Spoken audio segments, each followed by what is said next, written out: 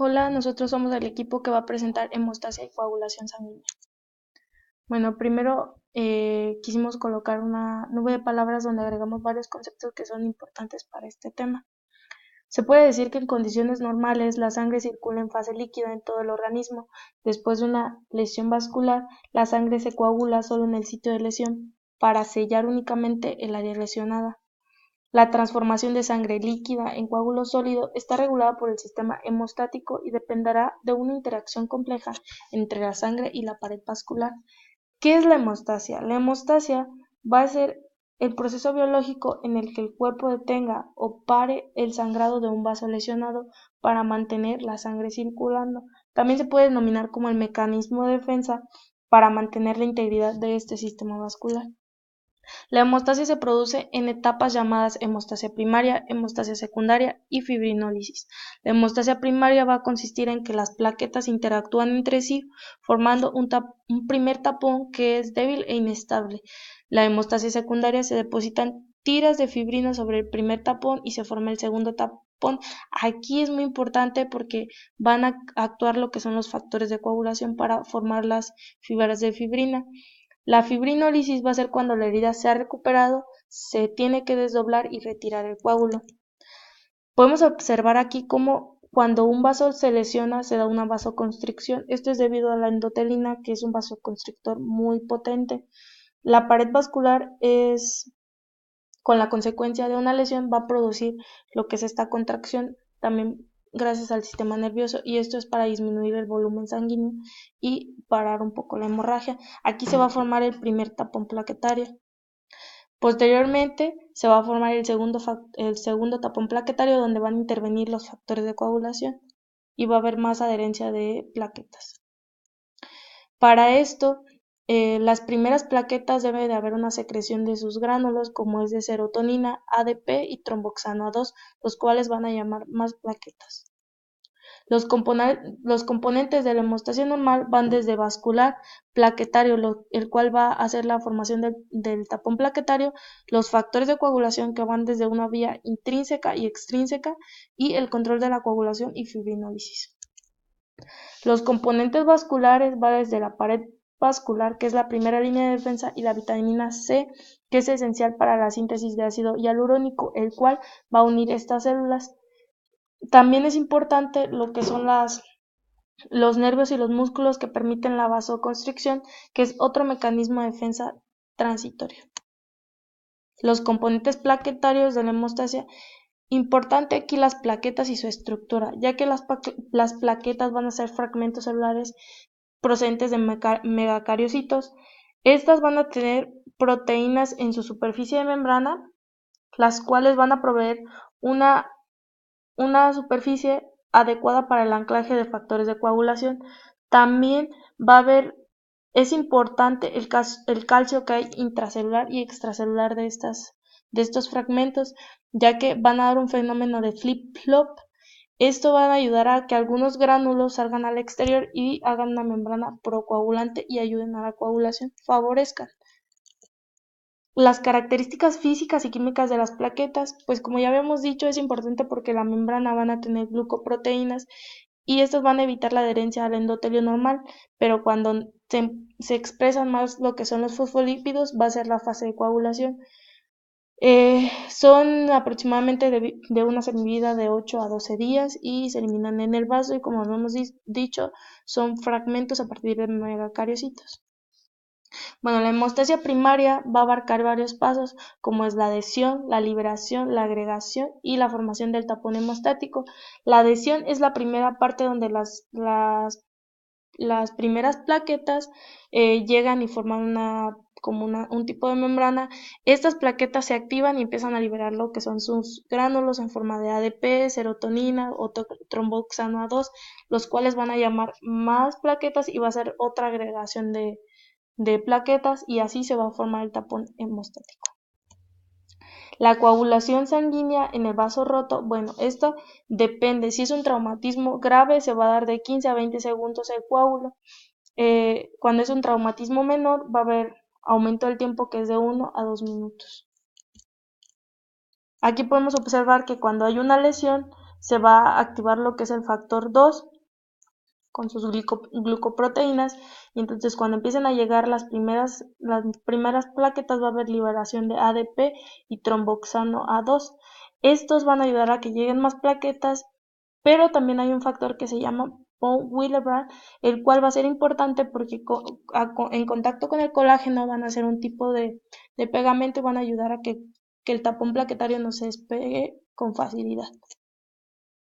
Bueno, la formación del tapón plaquetario se va a dar ya que las plaquetas entren en contacto con la superficie dañada, va a empezar lo que es la formación de pseudópodos irregulares en estas plaquetas. Sus proteínas contráctiles se van a contraer liberando factores para adquirir más plaquetas. Se adhieren al colágeno del tejido vascular con el factor de von Willebrand. Este va a ayudar a que las plaquetas empiecen a liberar más ADP y a sintetizar lo que es tromboxano A2. Estos van a ayudar a que se activen más plaquetas como una reacción positiva y van a formar el tapón plaquetario. La conversión de protrombina a trombina es muy importante, ya que esta va a ayudar a que el fibrinógeno se polimerice y va a formar las fibras de fibrina. Entonces tenemos la protrombina, que es la forma inactivada, llega el activador de protrombina, que es cuando hay un resultado de una ruptura de un vaso, con presencia obviamente del calcio, y va a haber la conversión a trombina. Esta trombina va a actuar sobre el fibrinógeno para producir monómeros de fibrinógeno. Estos, con presencia igual de calcio, van a formar las fibras de fibrina y posteriormente darle una estabilidad al coágulo. Bueno, ya que se han formado estas fibras de fibrina, vamos a tener ya como finalización lo que es el coágulo sanguíneo, que es una composición de fibras de fibrina que van a todas direcciones atrapando células sanguíneas, plaquetas y plasma. Las fibras de fibrina se adhieren además a superficies dañadas de los vasos. Estos tienen la capacidad de contraerse. Unos minutos después de la formación de este coágulo empieza a contraerse y por lo general exprime la mayor parte del líquido del coágulo, a lo cual se le va a denominar como suero. Esto es la eliminación de todo el fibrinógeno y la mayoría de los factores de coagulación. A continuación veremos un video donde generaliza todos estos procesos.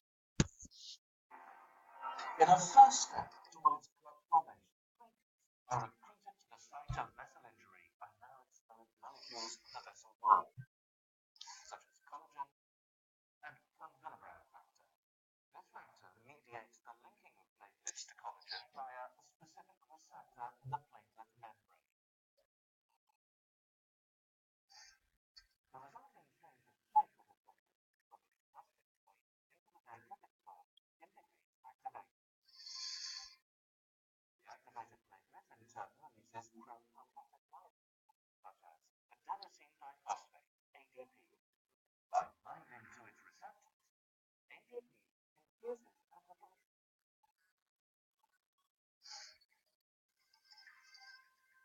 And recruits further platelets to the site.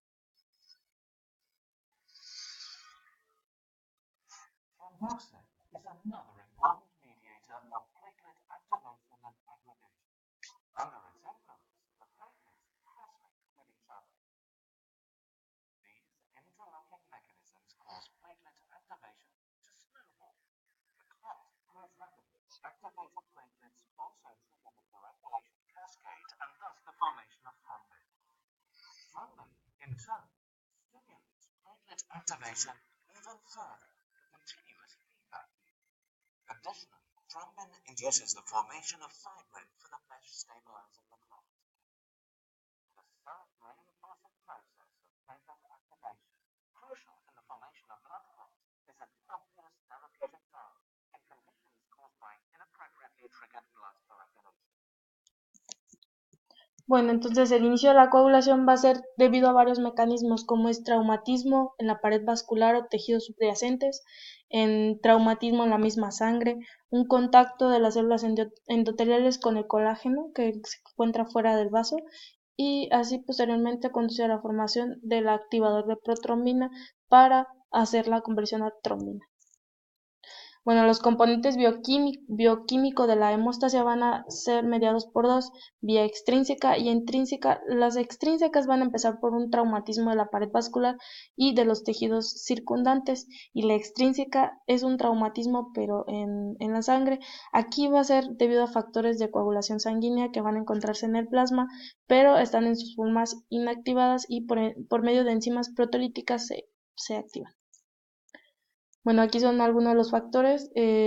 Algunos, por ejemplo, como había dicho, se encuentran inactivados, entonces a la hora de activarse se les agrega una A minúscula, y todos los factores pues son en número romano. Bueno, entonces tenemos que la vía extrínseca va a empezar con el factor 12, y la vía extrínseca va a empezar con un traumatismo en la pared que va a ser el factor tisular. Por ejemplo, si empezamos con la extrínseca sería el factor tisular, posteriormente va a activar al factor 7, y este factor 7 va a activar lo que es hasta el 10. Aquí es donde las dos vías coinciden, que ya se denominaría como la vía clásica. La vía extrínseca, por ejemplo, es a partir del factor 12, luego el factor 11, luego el factor 9, el factor 8 y posteriormente el factor 10. Se activa el 10 con presencia de calcio. Con presencia de calcio se da la conversión de protrombina a trombina. Esta trombina actúa sobre el fibrinógeno, el cual va a convertir en fibrina y posteriormente los polímeros de fibrina. Esto, a partir del factor 10, se denomina como vía común. Bueno, el funcionamiento de los iones calcio es muy importante, ya que si no hay ion calcio no se puede dar la coagulación. Entonces, si hay muchas pruebas donde se evita que haya la coagulación, donde se contrae o se quita el calcio para evitar esto. Bueno, la plasmina, va a provocar la lisis de los coágulos sanguíneos. La plasmina va a ser precursora de plasminógeno. Este plasminógeno se encuentra en el coágulo sanguíneo. Bueno, ya que tenemos la plasmina, esta lo que hace es que va a desintegrar la malla de fibrina y lo va a hacer para formar los productos de degradación de fibrina.